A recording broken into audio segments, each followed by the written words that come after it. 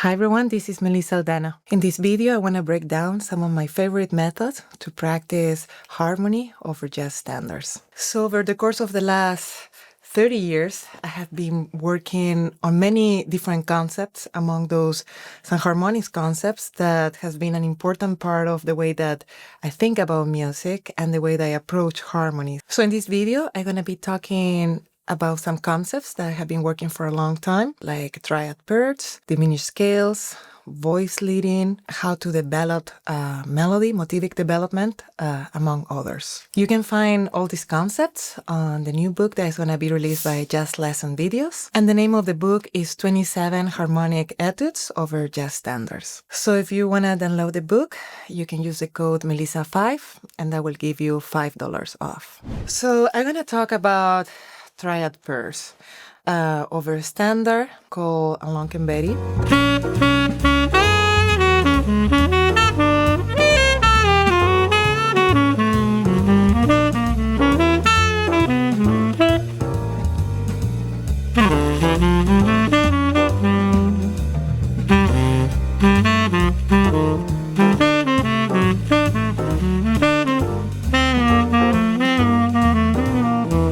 There's a lot of harmony going within this tune. So the way that I think about it is triad pairs, I think about two triads that will be able to describe a chord change and represent some specific colors that I want them to be presented within the harmony. So for example, on this tune, the first chord is a C minor, which is a B flat minor concert. And then the next one is a B minor, which is an A minor concert. So what I'm thinking is a very simple triad. The idea is to think about harmonic substitutions. So when I'm in minor, I'm thinking about minor major, which is a minor triad, minor chord with a major 7. So the two triads I'm thinking about is C minor, talking about B flat for tenor. So it will be C, E flat, and G. And then I'm thinking also about the triad of G major, which is G, B, and D. So C will be the root, which is a very important part of the scale. Then E flat is the minor third, G is the fifth. Now, when I think about the G major, G will be the fifth as well, but B will be the major 7 of C, and then D will be the 9 of C minor. So if I think about those two triads, which is basically minor triad and then a fifth up major triad, combine those two, I can think about a minor chord with a major 7. Some other things that I'm thinking within these solos and some other ones I did is thinking about triads pair when I'm playing a 2-5-1. When I have a 2-5-1, rather than thinking about 2-5, I think about 5-1. So when I think about 2-5-1, I'm thinking about tension resolution. And over the 5 chords, there is an endless amount of information and harmony and things that we can think about it. So as I mentioned, when I think about the triad pairs, it's a way of thinking about colors, how I want to color something in order to lead into what is coming next.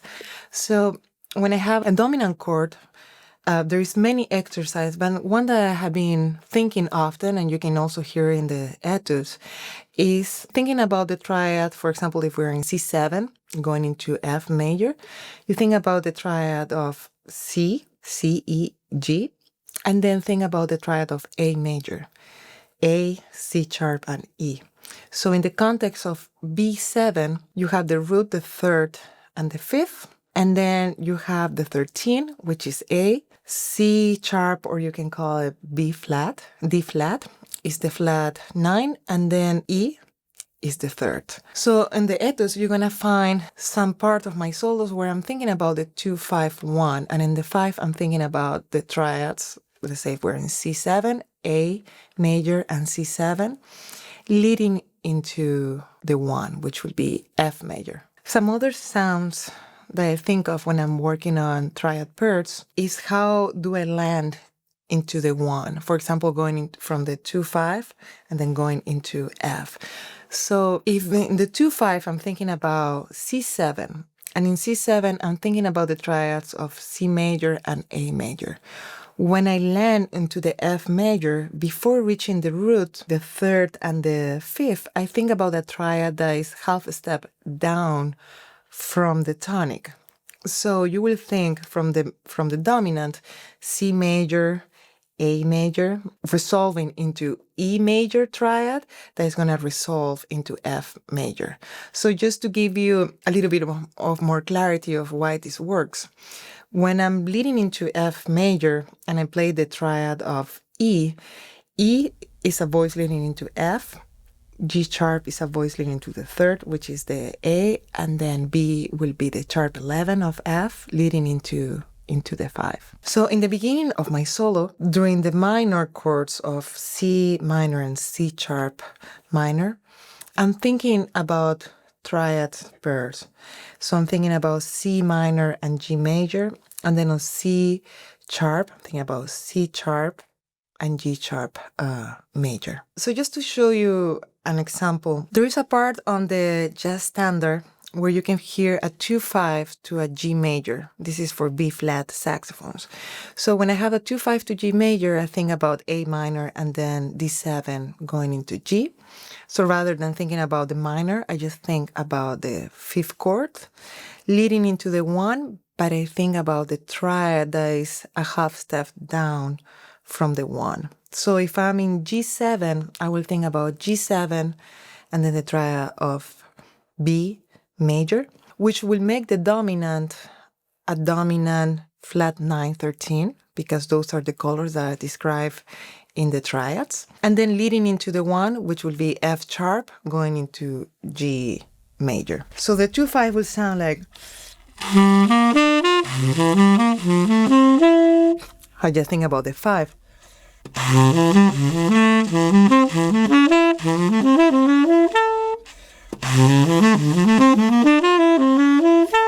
Resolving into G. Now if I do the same thing, resolving into the diminished major, going into G, so it will be the F sharp major and then G major. Thinking about the dominant also, flat 9-13.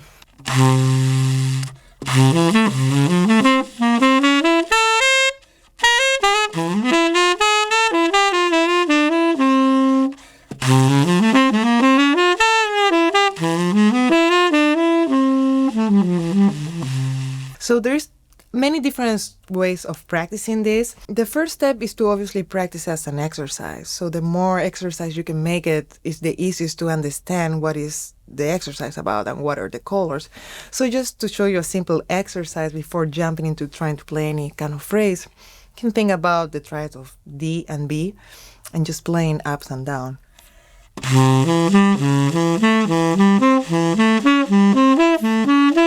You can play mixed up.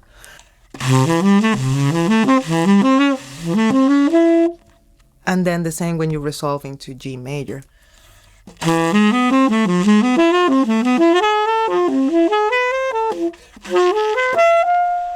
You can find the 3 examples of what I was playing in the etude.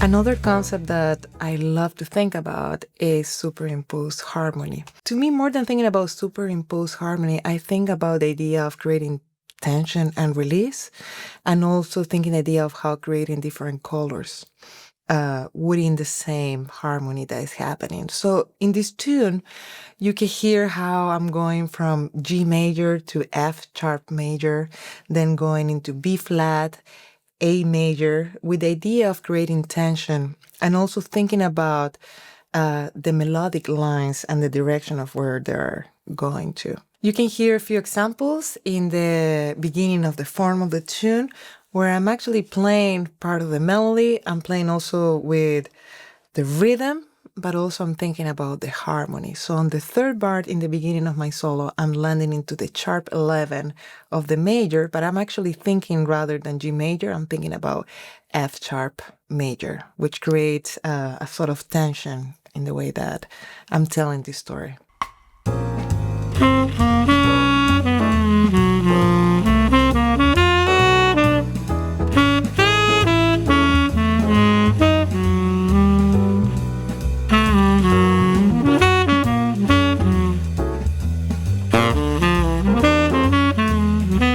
Another way that I used to learn harmony, to learn jazz standards, to get the harmony inside of my head, and also being able to understand the bigger picture behind everything that is going on, is through voice leading. So voice leading is how you move from one chord to another one in the smoothest way, which is complicated to do it on the saxophone, but it can give you a pretty good idea of how to get around the tune and what are the common notes between chords. So on this tune, which is my ideal, I think there's on the third or fourth bar where is a E flat 7 and then there is a D7 where I'm thinking about how can I move from one chord to another one in the smoothest way. And also the next chord is a G7. So for example, I'm playing E flat 7 and I'm thinking about F. Then when I keep that F and I carry it through the D7, that F will be a sharp 9. And then when I carry that F into the G7, that F becomes the 7 of G7. So throughout these tunes, I use a lot of examples from moving from one chord to another one, leading into the first one, as a way to describe the harmony in a way that also describes the emotional content of how the music is being played. So just to show a very short example so you have a place to start when you're practicing, you can think about the tune All the Things You Are. Talking about all the things you are in B flat. The first chord is a G minor, then it's a C7, C minor, F7, then B flat major, E flat major, 2-5 to D, going into the D. So just to think about triad, if I play every triad of these first 8 bars, I also want to think about wide intervals. So I think about 1-5-3 of every chord.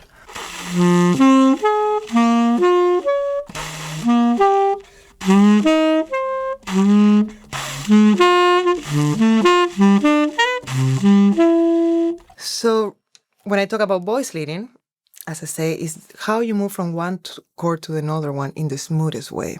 And also this is a great way to learn harmony.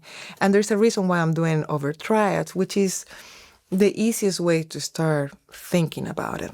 So if the first triad is G minor, I think about G, D, and then E flat on top. So if G is the tonic of the first chord, G will be the fifth of the next chord, which is a C minor.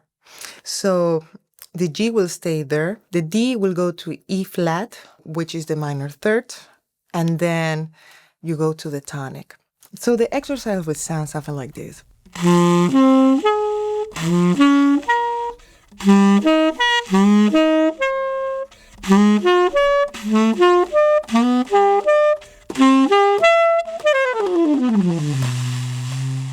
So here's a few examples in the solo etude that I did.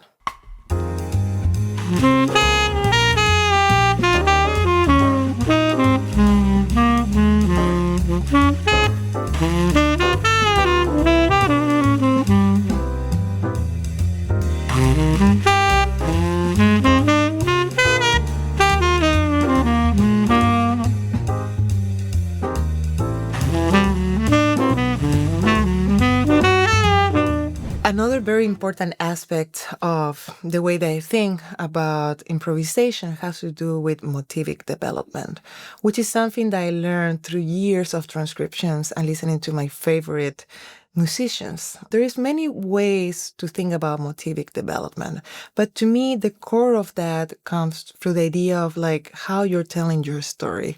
When you have a story, you have an introduction, you have a meal, you have you have the middle of the story, you have a conclusion, and everything is connected through a theme, through a story. So in music, you can think about that through short motifs. It can be 3 notes, it can be a rhythmic figure that changes as harmony changes, or it can be an idea that develops over the course of different chord changes. So you can apply it into many different ways, but the way that I play on these etudes, you can hear a short motif developed through the whole course, and also a motif developed within the actual melody of the tune. So here are some examples of motivic development in these next etudes.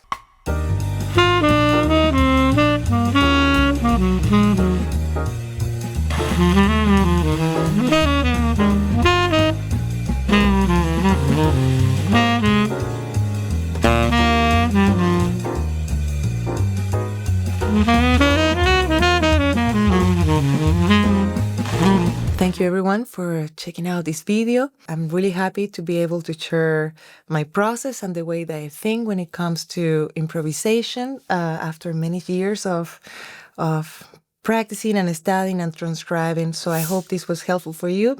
And if you would like a more complete version, you are welcome to get the book. Thank you again. See you next time.